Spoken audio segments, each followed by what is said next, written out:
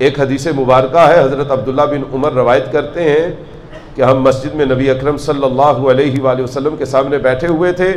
हो सकता है कि आप इस हदीस को सुन के सुभान अल्लाह भी ज़्यादा ऊंचा ना कहें, लेकिन अगर इस हदीस की समझ आ जाए तो इंसान की दुनिया की ज़िंदगी पुरसुकून हो सकती है और आखिरत में बंदा जन्नती हो सकता है अगर इस हदीस मुबारका की समझ आ जाए। सहाबा फरमाते हैं हम हुजूर के पास बैठे हुए थे कि अचानक हुजूर ने फरमाया, मन अरादा मिनकुम अन यंजुरा इला रजुलिन मिन अहलिल जन्ना, तुम्हें से कौन बंदा है जो किसी जन्नती को देखना चाहता है? कौन है जो किसी जन्नती को देखना चाहता है? तो सब ने हाथ खड़े कर दिए, या रसूलल्लाह हम देखना चाहते हैं। हुजूर ने फरमाया वो देखो वुजू करके फारिग हुआ। हजरत अब्दुल्ला बिन उमर फरमाते हैं हमने देखा एक बंदा वुजू करके फारिग हुआ था और उसके वुजू का पानी, यानी कि इतना सादा आदमी था कि उसके वुजू का जो पानी था वो उसकी दाढ़ी से टपक रहा था और जो जूते थे उसने ऐसे अपनी बगल में दिए हुए थे और अपने कपड़े से वो अपना पानी खुश्क करने लगा था, जूते इधर दिए हुए थे। तो हमने कहा या रसूलल्लाह वहां पे तो एक सादा सा बंदा है, दरवेश सा, उसकी दाढ़ी का पानी टपक रहा है और जूते उसने बगल में दिए हुए हैं। तो हुजूर ने फरमाया वही जन्नती बंदा। हुजूर ने फरमाया कन्फर्म जन्नती है, यकीनी जन्नती है। सरकार ने फरमाया ये जन्नती है, इसकी जियारत कर लो तो समझ लो किसी जन्नती बंदे की जियारत कर ली। हजरत अब्दुल्ला बिन उमर फरमाते हैं मैंने फैसला कर लिया मैं खोज लगाऊंगा बंदा जन्नती क्यों है, इतना सादा बंदा जन्नती हो गया। मैं खोज लगाऊंगा कि बंदा जन्नती क्यों है। आप फरमाते हैं मैं उस बंदे के करीब करीब रहा, उसने नमाज पढ़ी, सादगी सी सादा सी नमाज पढ़ी, यानी कि बड़ी लंबी चौड़ी नमाज पढ़ी। फरमाते हैं वो बंदा नमाज पढ़ के जब मस्जिद से बाहर निकला मैं भी उसके पीछे पीछे रवाना हो गया।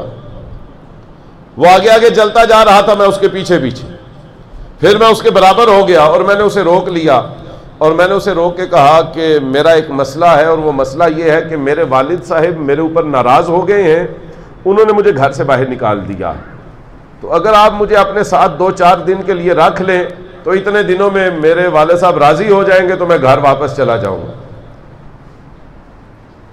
तो उन्होंने कहा ठीक है आप आए मेरे घर के अंदर रहें। तो अब्दुल्ला बिन उमर फरमाते हैं कि मैं उस बंदे के साथ चला गया। 3 दिन मैंने उसके घर में गुजारे और उस बंदे पे कड़ी नजर रखी, उसे वाच करता रहा, ऑब्जर्वेशन के साथ रहा कि ये बंदा करता क्या। आप फरमाते रात को जब वो सोया तो मैंने उस पर नजर रखी, ये उठेगा अभी और पूरी रात इबादत के अंदर गुजार देगा, लेकिन फरमाते हैं नहीं, उसने पूरी रात सोने के अंदर गुजार दी। फजर से थोड़ी देर पहले वो उठा, वो उसने वुजू किया, नमाज फजर पढ़ी। उसके बाद मैंने सोचा अब ये कोई बड़े लंबे चौड़े विर्द वजीफे करेगा, फरमाते हैं कि उसने कुछ भी नहीं किया। थोड़ी देर फजर के बाद उसने आराम किया और फिर उठा और उसने अपना काम काज खेती बाड़ी जो उसका जरिया मुआश था वो उसने शुरू कर दिया। फरमाते हैं फिर पूरा दिन वो करता रहा। जोहर की नमाज उसने पढ़ी, पूरी सी नमाज पढ़ी, 4 सुन्नतें, 4 फर्ज, 2 सुन्नत, और उसके बाद उसने असर की पढ़ी, 4 फर्ज पढ़े, फिर मगरब की नमाज पढ़ी, फिर इशा की पढ़ी, फिर सो गया। फरमाते 3 दिन वो बंदा इसी तरह करता रहा, बस नमाज पढ़ता था और उसके अलावा कोई अमल नहीं था उसका। तो फरमाते 3 दिन के बाद मैंने उनसे कहा मैंने आपसे झूठ बोला है, मेरे वाले साहब नाराज नहीं थे, मैं तो वैसे ही आपके साथ वक्त गुजारना चाहता था, आज आप मुझे इजाज़त दें, मैं जाना चाहता हूँ। तो उन्होंने कहा ठीक है आपकी मर्ज़ी, आपको मेरे पास रहना था तो ये कहने की क्या ज़रूरत थी कि वाले साहब नाराज़ हैं, आप वैसे ही कहते तो मैं आपको रख लेता, तो अब आप जाना चाहते हैं तो ठीक है। तो हज़रत अब्दुल्ला बिन उमर फरमाते हैं मैंने कहा कि जाने से पहले मुझे एक बात तो बताएं, कोई ख़ास अमल है जो आप करते हैं? उसने कहा वल्लाह अल्लाह की कसम जो तूने देखा है मैं इसके अलावा कुछ भी नहीं करता, बस नमाज पढ़ता हूँ और रिज़्क़े हलाल कमाता हूँ। अब्दुल्ला बिन उमर फरमाते हैं मैंने कहा नहीं, सोचिए कोई अमल ऐसा है जो आप करते हैं। उसने थोड़ी देर सोचा, उसने कहा नहीं कोई भी नहीं, सिर्फ नमाज पढ़ता हूँ और रिज़्क़े हलाल कमाता हूँ। तीसरी दफा मैंने कहा कोई अमल, उन्होंने कहा कोई अमल नहीं, सिर्फ नमाज और रिज़्क़े हलाल। आप फरमाते हैं मैंने उसे बताया तुम वो हो जिसके जन्नती होने का रसूलुल्लाह ने सहाबा की मजलिस में ऐलान कर दिया है।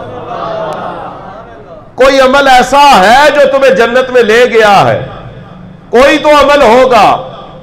फरमाते हैं उन्होंने कुछ देर सोचा और सोचने के बाद वो कहते हैं हां, एक अमल ऐसा है जिस पे मुझे बड़ा फख्र है।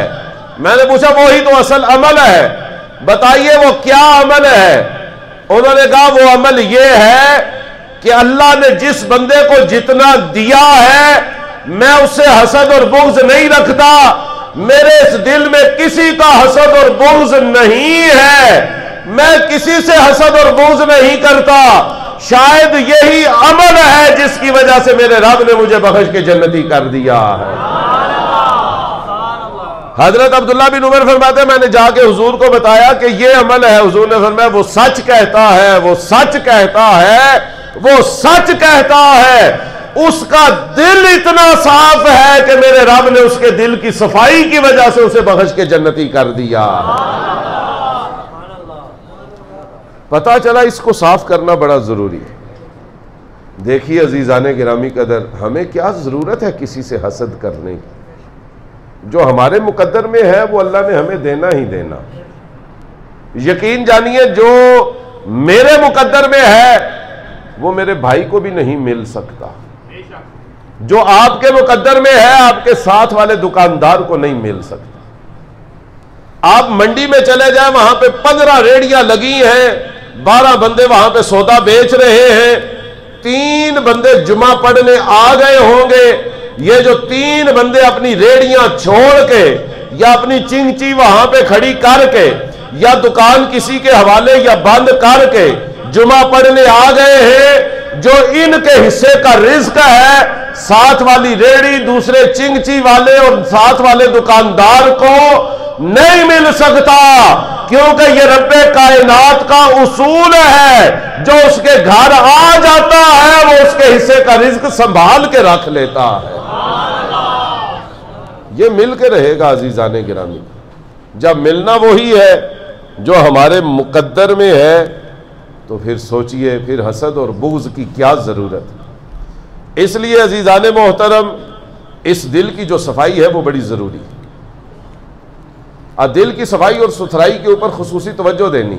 हम नमाज पढ़े वो देखता हमारे दिल को, हम रोजा रखें वो देखता दिल को, हम हज करें, उम्रा करें, सदका करें, खैरात करें, जो अमल भी करें, जिक्र और फिक्र करें, इबादत करें, तस्बीह पढ़ें, मुसल्ले में बैठे हो, वो हमारे दिल को देखता है।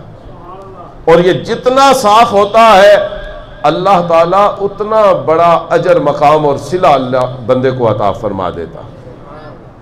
मकामात का तय्युन अल्लाह यहां से करता है।